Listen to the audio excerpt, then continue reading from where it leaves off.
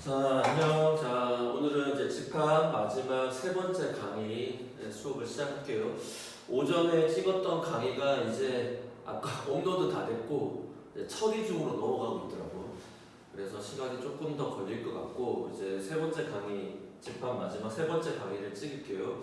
그 선생님이 이거 강의 모니터를 하니까 목소리가 확실히 울려서 그 선생님이 다음번에 만약에 인터넷 강의를 찍게 되면은 마이크를 쓰도록 하겠습니다. 그러면 울리는 건 좀 덜 해질 것 같아요. 그리고 칠판에 글씨가 잘 안 보일 수 있다는 얘기도 좀 들리는데 선생님 최대한 글자를 크게 쓸게요. 그리고 선생님 지금 풀이하는 것은 교재에 있는 내용들을 그대로 거의 쓰는 거기 때문에 교재를 보면서 보면 또는 휴대폰은 절대 수업 듣지 마세요. 여러분 집에 있는 패드나 또는 컴퓨터를 사용해서 수업을 들으시면 글자가 아마 선명하다고는 얘기를 할 수 없겠지만 나름대로 자세히 보일 거예요. 그래서 선생님이 이제 막 그 칠판 지우고 하는 게 이제 칠판이 또 지저분해 보이기도 하고 그래서 지금 나름대로 깨끗하게 좀 정리를 했습니다. 자, 시작을 하겠습니다.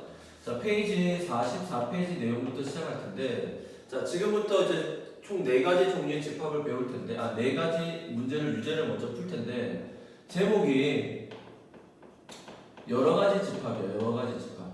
글자를 또 작게 써버렸지. 자, 그 여러 가지 집합의 첫 번째가 뭐냐면은 대칭 차집합이라는 것과 두 번째 무슨 집합? 배수의 집합이라는 내용을 따로 마풀에서는 정의를 내렸습니다.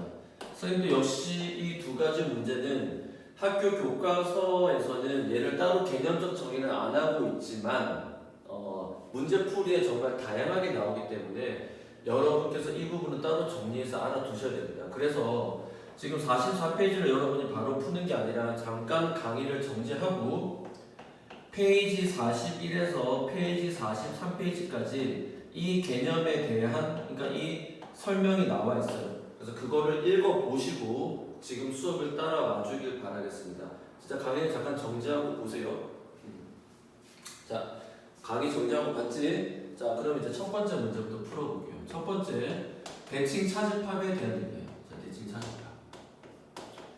자, 대칭 차집합에 대한 설명을 다시 한번 일단 하긴 하겠습니다. 뭐냐? 대칭 차집합을 벤 다이어그램으로 그려본다면 이렇게 표현되는 부분이죠. 자, 우리는 이 부분에 대한 이름을 뭐라고 얘기하죠? 순수 A. 자, 이 부분에 대한 얘기를 뭐라고 이야기를 하죠? 순수 B라고 얘기하죠. 따라서 보통 대칭 차집합은 뭐 정해진 기호는 없습니다만 보통 삼각형의 이 기호를 사용하더라고. 잘은 모르겠습니다. 뭐 예를 들어서 뭐 이런 기호를 써도 사실 상관없습니다. 중요한 건 이 대칭 차집합의 정의를 어떻게 내리느냐? A 차집합 B와 B 차집합 A의 무슨 집합? 합집합으로 정의를 내리죠. 맞아요. 얘가 정의야. 그런데 문제 푸는 활용도 면에서는 이 방식이 별로 적합하지 않습니다. 그러면 이 녀석을 우리는 어떻게 문제풀이 용어로 알아야 되냐면 두 집합의 합집합에서 무엇을 뺀 것과 같다? 교집합을 뺀 것과 같다는 것으로 이해를 하셔야 됩니다. 이것이 대칭 차집합이에요. 그러면 이러한 대칭 차집합에 여러 가지 성질이 있겠죠. 자, 그 성질이 페이지 44페이지에 마풀 코어라고 문제 아래에 있을 거예요. 마풀 코어라는 내용이 있는데 여기 있는 내용을 하나하나씩 살펴보겠습니다. 즉, 문제를 풀 때는 두 집합의 합집합에서 두 집합의 무슨 집합? 교집합을 뺀다는 것으로 문제를 해석해 주셔야 됩니다. 자, 그럼 첫 번째가 뭐냐? 대칭 차집합은 무슨 법칙이 성립한다? 교환 법칙이 성립하죠. 생각해보세요. 이 둘의 위치가 바뀌나 똑같지 않을까? 왜? 합집합도 교환 법칙 성립하고 교집합도 교환 법칙 성립하니까요. 두 번째는 뭐지? A 대칭 차집합 B 한 다음에 C를 대칭 차집합 하는 것과 A를 대칭 차집합을 나중에 하고 B, C를 먼저 대칭 차집합 하는 것. 즉 결합 법칙도 늘 성립합니다. 얘도 역시 암기해 주세요. 자, 세 번째는 뭐냐? A랑 공집합을 대칭 차집합하면 어떤 결과가 나올까요? 예로 해석할게요. 자, A와 공집합의 합집합은 뭐지? A지. A랑 공집합의 교집합은 공집합이지. 그럼 A에서 공집합을 빼니까 그대로 A가 나오겠죠. 자, 네 번째는 어떤 개념이 있냐면 A랑 A를 대칭 차집합하면 어떤 일이 생길까요? 자, A 합집합 B는 A고요. A 교집합 B도 A죠. 그럼 A에서 A를 빼니까 그대로 공집합이 되겠죠. 자, 다섯 번째는 어떤 개념이냐면 책에서 일곱 번째라고 나왔는데 다섯 번째를 먼저 할게요. A랑 전체 집합을 대칭 차집합하면 어떤 일이 생기겠죠? 둘의 합집합은 U, 둘의 교집합은 A, U에서 A를 뺀 것과 같으니까 A의 여집합이 되겠습니다. 동의돼요? 자, 그 다음에는 A랑 여섯 번째는 A의 여집합을 대칭 차집합하면 어떤 결과가 나오겠죠? A와 A 여집합의 합집합은 U, A랑 A 여집합의 교집합은 공집합. 따라서 U에서 공집합을 빼니까 그대로 U가 나온다. 이렇게 해석하는 거예요. 쌤이 계속 강조하잖아요. 집합은 푸는 문제가 아니라 해석하는 문제라고. 자, 그러면 일곱 번째는 어떤 내용이냐면 A랑 만약에 B랑 대칭 차집합을 했는데 무슨 집합이다? 공집합이다. 그러면 이 내용은 누구랑 관련이 있어요? 이 4번 내용과 관련있죠. 따라서 명제 같은 거야. 얘가 성립한다라면 무슨 말이다? 집합 A와 집합 B는 서로 뭐하다? 같다라는 뜻으로 해석할 수 있겠죠. 이해되죠? 그렇지 않을까요? 오케이. 자, 그 다음에는 뭐냐? 여덟 번째. 자, 우리 프린트에서도 책의 교재도 여덟 번째인데 A랑 B랑 대칭 차집합을 한 다음에 또 누구랑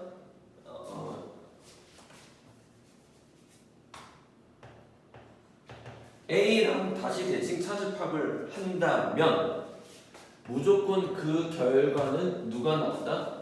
B가 나온다는 겁니다. 왜죠? 자, 우리가 앞에서 배운 법칙을 한번 써볼게요. 무슨 법칙 성립하죠? 결합 법칙. 자, 그러면 A랑 B랑 일단은 뭐지? 교환 법칙 순서 바꿀 수 있지. 자, 그럼 어떻게 돼?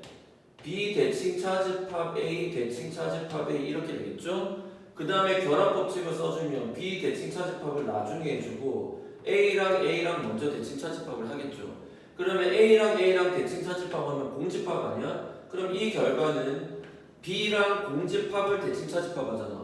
그럼 B랑 공집합을 대칭 차집합하면 늘 뭐가 나온다? B가 나온다라고 해석할 수 있겠죠. 근데 이거 책에서는 이거를 이제 외우기 시키기 위해서 어떻게 하지?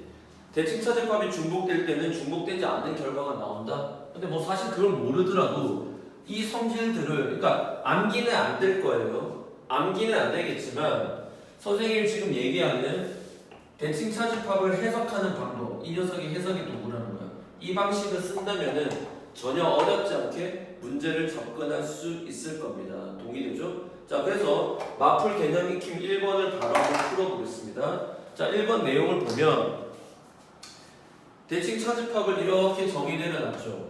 그런 상태에서 1번을 물어본 겁니다. 교환 법칙 성립하냐? 성립하죠. 1번 체크 완료.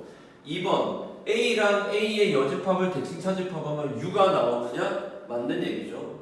3번 A랑 U랑 대칭 차집합하면 A 여집합이 나오느냐? 얘도 뭐지? 맞는 말이죠. 그 다음 4번 볼까요? A랑 공집합을 대칭 차집합하면 A가 나온다. 얘도 맞는 말이죠. 마지막 다섯 번째는 A랑 뭐지? U랑 대칭 차집합. 이미 3번에서 결정이 났는데 또 물어봤지. 그래서 정답은 몇 번이다? 5번이 아니다 라고 결론 내릴 수 있겠습니다. 이해되셨어요? 이 대칭 차집합 이해는 분명히 문제에서는 기호로 이렇게 나올 거야. 근데 얘를 이대로 해석하면 문제가 안 풀린다는 거야. 뭘로 바꾼다? 둘의 합집합에서 둘의 교집합을 뺀 것이다. 이것이 뭐다? 대칭 차집합의 해석이라는 거야. 정의가 아니라 해석. 이해되죠?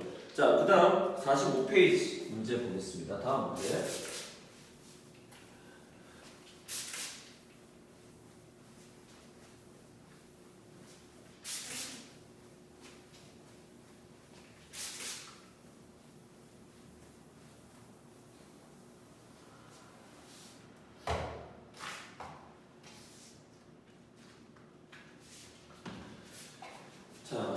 다음 문제 보면요. 맞풀이 개념 익히 2번 페이지 45페이지에 2번 문제가 되겠습니다. 자, 2번 문제 보면 두 집합 A와 B가 있습니다. 자, A는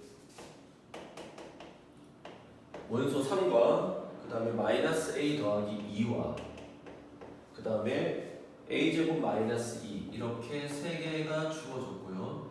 집합 B는요 어떻게 주어졌냐면 2랑 3이랑 그리고 얼마죠? A 마이너스 1로 주어졌습니다. 일단 교집합이 뭐지? 3이 보이죠? 자, 그런데 둘의 대칭 차집합을 하는 녀석이 어떻게 돼야 돼? 0과 1이 나오지. 자, 선생님이 그럼 무슨 얘기 했었죠? 집합이 원소 나열법으로 주어지면 일단 벤 다이어그램으로 해석을 해볼게요. 자, 그러면 이 녀석은 순수 A와 순수 B에 들어가는 녀석인데 무조건 0과 1이 나오지. 0과 1. 그러면 잘 보세요. 교집합이 3이니까 3은 무조건 여기 있어야 되고 집합 B에 2가 있는데 2는 여기 들어갈 수 없다는 거예요. 그러면 교집합에 누구도 들어가? 2도 들어간다는 거죠. 그러면 순수 B에 들어가야 되는 녀석은 A 빼기 1이다 결정될 수 있겠죠. 그러면 지금 교집합이 2니까 A에도 2가 생겨야 되잖아. 그 생기는 게 얘가 2가 될 수도 있고 얘가 2가 될 수 있다라고 해석할 수 있겠죠. 또는 0과 1이 지금 뭐죠? 문제에서 그 위치니까 A 빼기 1이 0 아니면 1이 되겠다 그렇게 해석해도 되겠죠. 다시 이해되나? 교집합이 지금 3은 확실하니까 여기 들어갔잖아. 근데 A 대칭 차집합이라는 건 어디야? 순수 A와 순수 B의 합집합인데 B에서는 3이라는 원소가 있는데 3은 여기에 들어갈 수가 없잖아요. 여기는 못 가니까. 그럼 어디야? 무조건 2는 무조건 어디야? 교집합에 들어가야 된다는 거야. 그러니까 A 집합의 또 다른 두 개의 원소 중에 둘 중에 하나는 누가 돼야 돼? 2가 돼야 되고 A-1은 순수 순수 B 쪽에 있을 거라는 거야. 그러면 다시 거꾸로 얘기하면 이 순수 B가 0 아니면 1이 될 거 아니야. 그래서 이걸 찾아도 되고 뭐 어느 경우든 답은 똑같다. 무슨 말인지 이해되죠? 자, 따라서 선생님 이제 아까 썼던 걸 해볼게요. 그럼 첫 번째 케이스 A 플러스 2가 2가 되는 경우랑 두 번째 A제곱 마이너스 2가 2가 되는 케이스겠죠. 자, 이 케이스는 음수 A는 0이니까 A는 0이 나오겠죠. 자, 그러면 A 집합은 어떻게 되죠? 3과 이 값이 0이고요. A 대신에 0 넣으면 음수 2가 되겠죠. 그리고 집합 B는 어떻게 되죠? 2와 3과 A 대신에 0 넣으면 음수 1인데 두 집합을 그려내면 교집합에 누구밖에 안 들어가? 3밖에 안 들어가고 순수 A는 0과 마이너스 2, 순수 B에는 2와 마이너스 1이니까 이 조건이 성립이 안 되지. 그러니까 이 경우는 false, 틀렸다. 그럼 두 번째 케이스는 A 제곱 빼기 2가 얼마지? 2가 되는 케이스죠. 따라서 A 제곱은 뭐가 돼야 되는 거야? 4. 그럼 이때는 다시 두 가지 경우가 나오죠. A가 2가 될 때랑 A가 음수 2가 될 때죠. 자, A가 2가 될 때는 집합 A가 A 대신에 2를 넣으니까 3이 나오고요. 0이 나오고요. 2를 집어넣으니까 얘는 2가 되겠죠. 이때 집합 2는요. 2와 3, 얘 맞을 것 같은데 A 대신에 2를 넣으니까 1이 나오죠. 자, 벤더에 그래서 확인하겠습니다. 자, 둘의 교집합은 2와 3, 순수 A에 0이 남고 순수 B에 1이 남지. 그럼 얘는 따질 필요가 없겠네요. 따라서 A 값은 얼마다? 2. 모든 원소를 다 구하래. 헐? 잠깐만 보죠.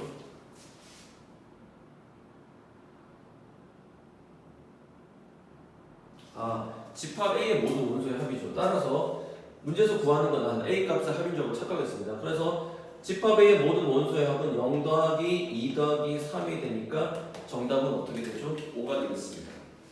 이해되셨죠? 자, 그 다음 문제 배수의 법칙.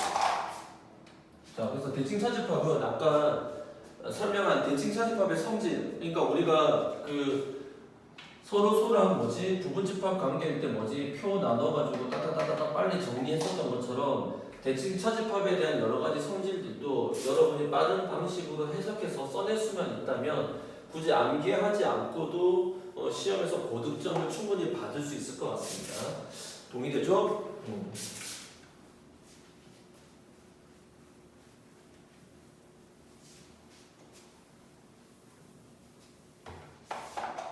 자, 세 번째 문제. 약수와 배수의 집합이에요. 자, 뭐 하면 약수와 배수.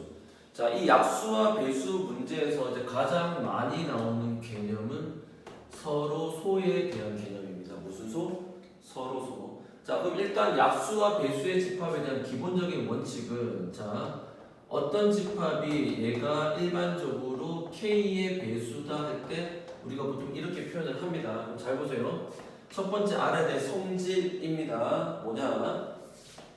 지금 마플 코어라고 해서 아래에 나와 있는데 선생님이 그걸 좀 쉽게 설명을 할게요. 자, A2라는 건 뭐지? 보통 2의 배수의 집합이야. 자, 이것도 약속된 기호는 아닙니다. 그러니까 모든 수학책에서 공통적으로 쓰는 기호는 아니고 일반적으로 이렇게 쓰더라. 이해됐어요? 물론 위에다 쓸 수 없으니까 여기밖에 쓸 데가 없겠죠. 근데 뭐 괄호를 할 수도 있고. 그러니까 이거는 수학 어떤 그 수학의 전반적인 수학사라고 할까요? 수학의 세계에서 공통적으로 약속된 기호는 아닙니다. 자, 그럼 A2라는 건 2의 배수죠. 자, A3은 무슨 배수죠? 3의 배수죠. 자, 둘의 교집합을 하면 뭐가 될까요? 6의 배수가 되겠죠. 중학교 개념이랑 똑같아요. 이해됐어요? 그런데 A2와 A3의 합집합을 하게 되면 어떻게 되죠? 2의 배수와 3의 배수의 합집합은 무언가 하나로 이렇게 AK의 집합이다라고 표현할 수가 없습니다. 이해됐어요? 그럼 여기서 어떤 결론이 나오죠? 2와 3은 무슨 관계가 아니지? 두 수가 서로 약수와 배수의 관계가 아닐 때는 교집합만 성립하는 거야. 자, 그런데 두 번째 케이스는 A2랑 예를 들어서 A6이랑 해볼게요. 자, 둘의 교집합하면 누가 나올까? A2가 아니에요. 작은 게 아니에요. 2의 배수는 2, 4, 6, 8, 10. 6의 배수는 6, 12. 자, 누가 더 커? 2의 배수가 훨씬 크지. 6의 배수는 2의 배수 안에 들어가는 부분집합이라는 거야. 즉 A6은 A2의 부분집합 관계가 성립된다라면 교집합은 당연히 누가 되는 거야? A6이 되겠죠. 그리고 마찬가지 원리로 A2와 A6을 합집합하게 되면 A2라고 당당하게 우리 약속된 이 기호를 쓸 수 있다는 거야. 자, 그러면 우리가 여기서 어떤 결론을 내릴 수 있을까요? 뭐지? 2와 6처럼 두 수가, 즉 여기에 있는 두 수가 여기에 있는 두 수가 약수와 배수의 관계가 아니라면 꼭 서로 소일 필요는 없습니다. 약수와 배수의 관계가 아니라면 교집합일 때만 성립하지만 여기 아래 청자 K라는 값이 서로 약수와 무슨 관계? 배수의 관계가 된다면 교집합과 합집합을 어떤 하나의 약속된 기호로 표현할 수 있다. 이게 약수와 배수의 집합에서 가장 중요한 개념입니다. 동의되셨죠? 동의되셨죠? 그러면 이 합집합은 선생님 어떻게 표현해야 돼요? 참 애매하죠. 그럼 예를 들어서 얘를 전체 자연수의 집합이 있다고 생각을 하고 그 자연수의 집합을 자, 두 개의 기준으로 나누는 거야. 2의 배수의 집합과 무슨 배수? 3의 배수의 집합으로 나누어 본다면 교집합에 들어가는 녀석이 6의 배수의 집합이 되겠죠. 자, 그러면 여기서 중요한 핵심적인 개념은 이 바깥에 있는 녀석입니다. 자, 오늘 선생님이 오전 강의 때 찍었던 거 집합 2에서 어떤 내용을 했었죠? 그 부분 집합인데 어떤 집합 X가 2를 원소로 가질 수도 있고 3을 가질 수도 있다. 이 관계가 될 때 무슨 집합을 썼지? 합집합의 개념을 여집합의 개념으로 바꾸어서 해석할 수 있었잖아요. 즉 만약에 2의 배수 또는 3의 배수의 집합을 다 찾으려면 전체 집합에서 만약에 전체 집합이 100 이하의 자연수다 이렇다면 이 합집합의 개념은 어떻게 찾을까? 여기를 전체 집합에서 뭐야? 이 녹색의 부분 A2 합집합 A3의 여집합에 대한 부분을 뭐지? 빼서 생각을 하면 되겠죠. 그러면 이 녹색에 해당하는 부분의 정의가 뭐죠? 2와 3과 뭐가 되는 서로 소가 되는 자연수지. 즉 여기에는 2의 배수야. 그러니까 2라는 인수도 없고 뭐지? 3이라는 인수도 없는 거야. 예를 들어서 어떤 거야? 5, 7, 11 이런 숫자들만 있는 거죠. 무슨 말인지 알겠어요? 이렇게 정의될 수 있겠죠. 이해됐어요? 자, 요 개념을 쓸 겁니다. 자, 그러면 문제를 한번 보겠습니다. 3번.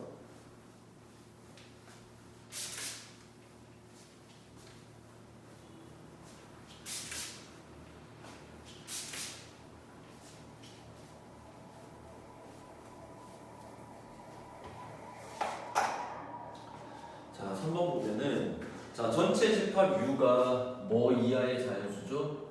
그냥 한글로 쓸게요. 100 이하의 자연수. 그럼 이건 100까지 다 쓸 이유는 없습니다. 그냥 원소의 개수가 전체 집합의 원소의 개수가 100개다라는 것만 확인하시면 되죠. 자, 그때 부분 집합이라고 했는데 자, 어떻게 정의를 내렸냐? 3번 문제야. 자, A의 3, 즉 3의 배수의 집합과 교집합, 그 다음에 2의 배수의 집합과 4의 배수의 집합의 무슨 집합이다? 합집합이다. 자, 원래는 괄호가 있고 교합이 있으면 뭐야? 분배 법칙을 쓰는데 지금 분배 법칙을 쓸 필요는 없습니다. 왜죠? 2와 4의 배수는 이 2, 4를 봐. 무슨 관계야? 약수와 배수의 관계니까 하나의 집합으로 표현 가능하죠. 왜? 둘은 무슨 집합 관계? 부분 집합 관계니까. 벤 다이어그램으로 한 번만 표현하면 4의 배수의 집합이 작고 2의 배수의 집합이 훨씬 크더라. 따라서 둘의 합집합은 A2가 될 거고요. 교집합의 A3이죠. 그럼 결과는 뭐가 될까요? 6의 배수의 집합이 되겠죠. 그럼 문제는 이것의 원소의 개수니까 NA6는 자 6의 배수는 이제 실제로 원소 날포로 표현하면 6부터 시작되겠죠. 그 다음 12, 즉 6 곱하기 2 얘는 6 곱하기 1 그러면 어디까지 가죠?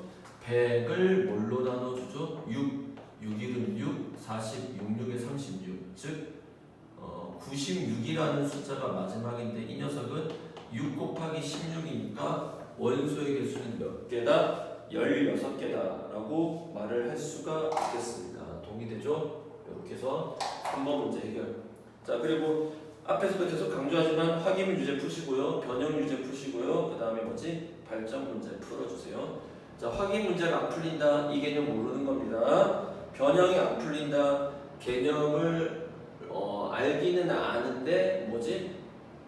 응용을 못하고 있다. 그러니까 개념 공부를 좀 더 탄탄하게 다져야 된다. 3번 발전 문제가 못 푼다. 개념이랑 상관없어. 물론 개념이랑 상관이 있을 수 있겠지만 2단계까지 왔을 때 3단계 발전 문제가 안 풀린다는 건 문제를 접근하는 사고 방식의 변형을 가져와야 돼요. 이해됐어요? 자, 그 다음에 문제 네 번째 문제 보겠습니다. 네 번째 문제 부분 집합의 원소의 합. 자, 그 전에 47페이지에 어떤 개념적 설명이 나와 있는데 그거는 뭐 한번 일단 봐주세요. 뭐 다른 풀이에 보면은 산술 기하 평균 뭐 이런 것까지 나와 있고 어떤 원소의 합에 대한 집합을 FA라는 기호로 써놨는데 굳이 얘를 이런 기호화까지 시켜서 문제 풀 필요까지는 개인적으로는 없다고 생각합니다. 개인적으로는요. 그래서 그렇게까지는 안 하셔도 될 것 같아요. 자, 그러면 네 번째 문제 보겠습니다. 자, 네 번째 문제.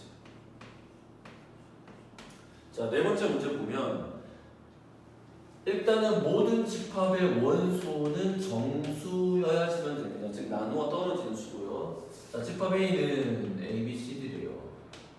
자, 우리가 앞전에서 문제 풀었을 때 루트 A, 루트 B, 루트 C, 루트 D 문제가 생각나죠?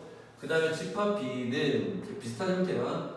A에다가 일정한 수, B에다가도 똑같은 일정한 수, C에다가도 일정한 수, D에다가도 일정한 수를 더해진 집합이 되겠죠. 자, 우리가 아까 앞에서 루트 A, 루트 B, 루트 C, 루트 D 풀었을 거야. 거의 같은 유형입니다. 해석 내용이나 따로 외울 필요 없다는 거야. 자, 그런데 둘의 교집합이 무엇이라는 거예요? 2랑 5라는 거야. 그러면 예를 들어서 A랑 A 더하기 K가 같은 일은 없겠지만 A랑 이게 같을 수는 있겠죠. 또는 뭐 C랑 얘가 같을 수는 있겠죠. 그래서 뭐지? 2와 5가 나왔다는 거야. 그리고 A 집합의 모든 원소의 합이 9라고 했으니까 자 일단 수식기로 만들어내면 A 더하기 B 더하기 C 더하기 9가 D가 9라는 얘기죠. 그 다음에 합집합의 뭐지? 원소의 합이 얼마지? 23이라는 거야. 자 그러면 합집합의 원소는 잘 보세요. 우리가 A 합집합 B를 어떻게 썼죠? NA 더하기 NB 더하기 원소의 개수를 NA 교집합 B로 표현했잖아. 자 얘를 벤 다이어그램상으로 나타내면 무슨 뜻이지? 이 세 가지 영역에 있는 숫자를 다 더하는 건데 어떻게 더하지? A 부분 다 더하고 B 부분 다 더하다 보면 교집합 되는 부분은 몇 번 더해졌어? 2번 더해졌으니까 한 번 뺀다 이런 느낌 아니야? 무슨 말인지 이해돼? 따라서 지금 문제를 어떻게 표현하면 원소의 합도 똑같은 거야. 그러면 NA 합집합 B를 책에서는 합이라고 했으니까 S라는 기호를 쓸게요. S A 합집합 B는 SA 더하기 SB 더하기가 아니지 빼기 SA 교집합 B랑 똑같은 거야. 그럼 잘 보세요. 합집합의 모든 원소의 합이 얼마지? 9 아니지. A 집합의 모든 원소의 합이 9. 그 다음에 합집합의 모든 원소의 합이 23. 자, SB는 모르겠어요. 네모 처리하겠습니다. 교집합은 2와 5라고 했으니까 2를 더하면 7. 자, 따라서 네모는 어떻게 되죠? 9 빼기 7은 2가 되고 건너가니까 21이 되죠. 즉 SB B 집합의 모든 원소의 합이 21이라는 거야. 자, 그럼 어떻게 돼? 결론은 B 집합 원소를 다 더해봐. A 더하기 B 더하기 C 더하기 D에 똑같은 K가 4번 더해진 결과가 21이다. 자, 그런데 A 더하기 B 더하기 C 더하기 D는 그 값이 9라고 했기 때문에 4K는 21에서 9를 빼면 12가 되겠죠. 따라서 K 값은 얼마다? 3이다라는 것을 우리가 자연스럽게 도출할 수 있겠습니다. 그러니까 전혀 어렵지 않죠. 그러니까 뭐 FA 뭐 이런 기호 굳이 흔들릴 필요는 없습니다. 이해되셨죠? 자, 그 다음에 49, 50, 51페이지에서는 뭐지? 집합의 원소의 개수에 대한 문제죠. 결국 이거에 대한 문제가 되겠습니다. 그래서 선생님이 원소의 개수 구할 때는 이제 또 설명을 하겠지만 반드시 뭘 그려라? 벤 다이어그램을 그려서 해석하라. 기억하시겠죠? 자, 집합은 명제도 그렇지만 어떤 느낌이냐면 공부를 해도 이게 뭐 딱 풀려서 아는 느낌이 아니기 때문에 좀 약간 모호한 기분이 들 때가 있습니다. 그러니까 내가 이걸 지금 알고 있는 거야? 모를 수도 있겠지만 사실은 알고 있을 수 있습니다. 그러니까 좀 시간이 지나 보면 내가 집합 공부를 제대로 했는지 안 했는지 알 수 있어. 왜? 집합과 명제는 뭐라고 그랬지? 나무로 치면 뿌리에 해당하는 거야. 눈에 안 보여요. 그러니까 여러분이 어떤 공부를 해도 그러니까 뭐 방정식은 이거 알겠어 이런 게 있는데 집합과 명제는 계속 몰라. 그러니까 시간이 지나서 거기서 뭐가 나오는지를 보면 이 친구가 집합을 제대로 했구나. 이 집합이 명제에 어디가 부족하구나. 이런 것을 알 수 있습니다. 그러니까 그걸 알기 위해서 어떻게 해야 돼? 이게 빨리 싹이 돋고 나오려면 문제를 많이 풀어봐야 되겠죠. 이해됐어요? 그러니까 선생님이 지금 여러분 문제 많이 풀라고 억지로 얘기하는 게 아니라 수학적 원리가 그렇다는 거야. 그렇게 해석이 된다면 여러분이 해야 할 일은 지금 문제를 푸는 거죠. 그래서 선생님이 지금 러닝메이트처럼 지금 이 과정을 같이 따라가 주고 있는 거예요. 이해됐죠? 자, 52번 2페이지 문제 개념 익힘 1.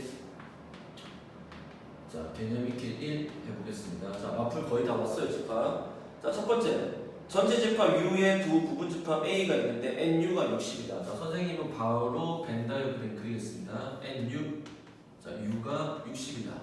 자, A 집합의 원소는 30이다. 자, 그러면 이만큼 A가 30이다. 이렇게 표현할게요. 그 다음에 B는 얼마다? 40이다. 자, 근데 둘의 합집합이 얼마다? 50이라고 했으니까 A도 B도 아닌 부분은 얼마가 되죠? 10 여기 있겠죠. 자, 그래서 문제에서 뭘 구하라고 했냐면 A 여집합 그 다음 뭐지? 합집합 B의 여집합. 그럼 이거는 무슨 뜻이지? 드모르간처럼 쓰게 되면 요거는 바뀌지. 그러니까 A 교집합 B의 여집합을 구하라. 자, 그럼 선생님이 늘 강조하지만 A와 B라는 집합 때문에 총 몇 가지의 섹션? 네 군데 섹션으로 구별되죠. 하나, 둘, 셋, 넷.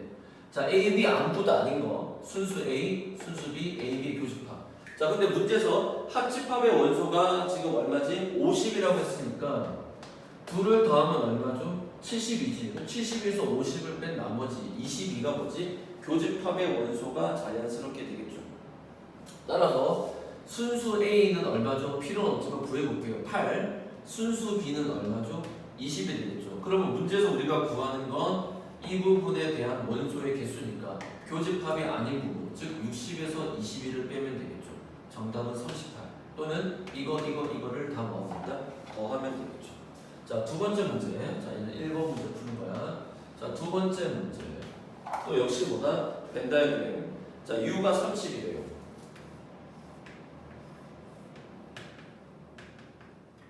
자, 그 다음에 A 집합은 17이랍니다. 자, A는 17.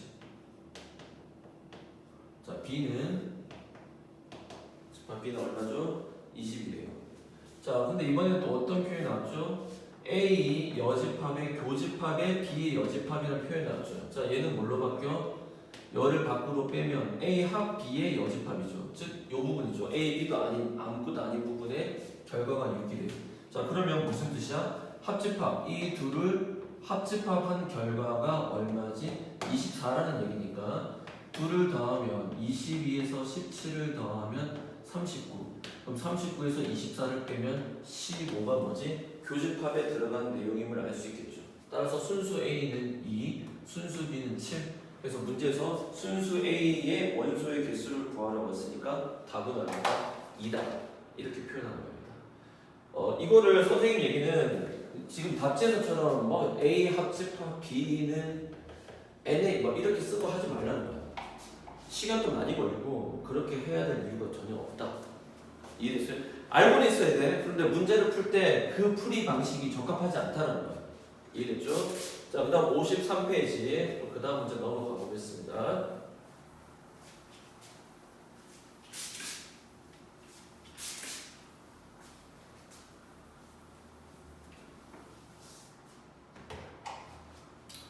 자, 53페이지에 마풀 개념 익힌 두 번째 문제. 자, 두 번째 문제는 자, 이제는 A, B라고 얘기가 안 나왔고 글로 주어진 거야. 그럼 그 글에서 여러분이 기호로 바꿔볼게요. 선생님 같이 해봅시다. 전체 학생이 50명이면 무슨 말이죠? NU가 얼마다? 50이다. 그때 트와이스와 레드벨벳, 여러분은 누굴 좋아하세요? 선생님 딸은 BTS입니다. 자, 트와이스를 좋아하는 학생. 그러면 이걸 A로 굳이 표현하지 마세요. N트라고 하세요. N트. 자, 트와이스 좋아하는 학생이 30명. 레드벨벳, 자, 레드벨벳 좋아하는 학생은 몇 명이다? 25명이다.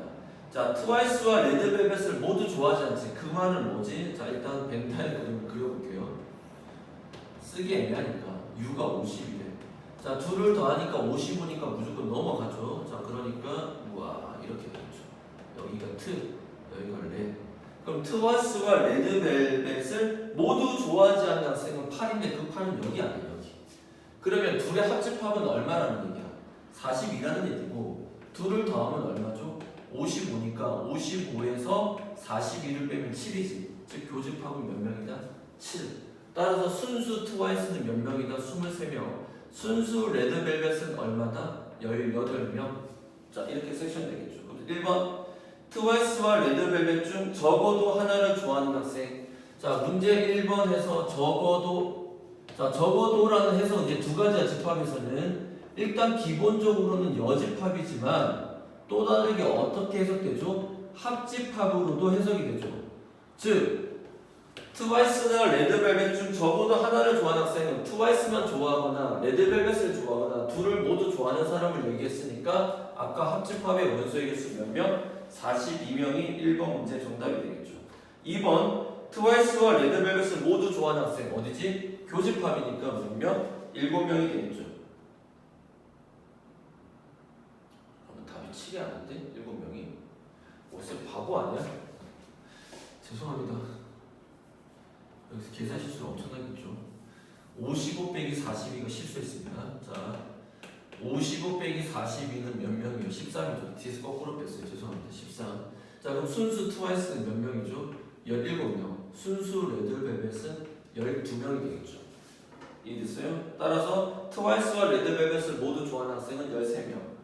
그 다음 마지막 세 번째, 트와이스만 몇 명? 17명이 되겠죠. 따라서 이 문제를 출제한 사람은 누굴 좋아한다? 트와이스를 좀 더 선호한다 라는 것을 문제를 통해서 알 수 있습니다. 이런 걸 추론이라고 합니다. 자, 그 다음 54페이지 원소의 개수의 최대 최소. 자, 이거에 대해서 끝판왕으로 어려운 거, 즉 미지수가 나왔던 형태는 우리가 그 수학 중심과 센 수학에서 두 문제 정도를 풀어봤었습니다. 기억하실지 모르겠죠? 기억하셔야 됩니다. 풀어봤었고요. 자, 지금은 뭐 할 거냐면은 실제로 문제를 풀어볼게요. 자, 3번. 근데 그거보다 훨씬 쉽습니다. 3번. 자, 원소의 개수의 최대 최소야. 그럼 선생님 문제가 무조건 어떻게 된다 했지? 전체 집합이 있고 A하고 B가 이런 관계가 있을 때랑 두 번째는 어떤 경우다? 둘 중에 하나가 무슨 집합? 부분 집합 관계일 때. 자, 문제를 보겠습니다. 전체 40명이래요. 자, U가 40이에요. U가 40이에요. 자, 그래서 지금 문제가 어떤 집합의 원소의 개수의 최대 최소인데 무조건 이 그림 중에서 판단돼요. 그러니까 합집합의 최대 최소도 이 중에서 나올 거고 교집합의 최대 최소도 이 그림에서 나올 거고 아무것도 아닌 부분 집합에 대한 최대 최소도 여기서 나올 거고 순수 A에 대한 최대 최소도 여기서 다 나온다는 거야. 이해됐어요? 자, 그럴 때 음악을 좋아하는 학생이 22명. 자, 그럼 A를 음악이라고 할게요. 음악이 26명. 그 다음에 B는 영화죠. 영화를 좋아하는 학생이 몇 명이죠? 18명이죠. 맞습니까? 그러면 음악과 영화 중에서 둘을 다 좋아하는 학생이 있을 수 있으니까 영화가 훨씬 작잖아. 겹쳐서 지웠더니 잘 안 보일 수 있겠네. 다시 그릴게. 자, 어쨌든 전체 학생은 40명인데 지금 N